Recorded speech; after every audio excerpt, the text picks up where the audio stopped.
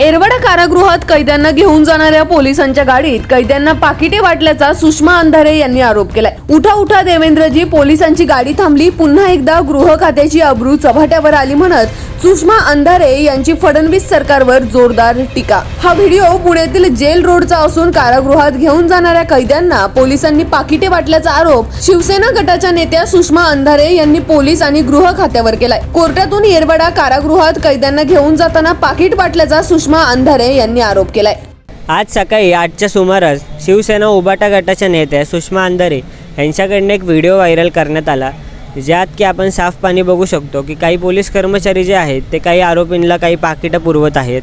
हा जो व्हिडिओ आहे तो शिवाजीनगर कोर्ट ते जेल ह्या दोन इमारतींच्या मधल्या रस्त्यावरचा आहे आणि सोबतच हा व्हिडिओ व्हायरल करताना त्यांनी असं देखील सांगितलं की उठा उठा देवेंद्रजी, पोलिसांची गाडी आली, गृह खात्याची इज्जत पुन्हा एकदा चव्हाट्यावर आली।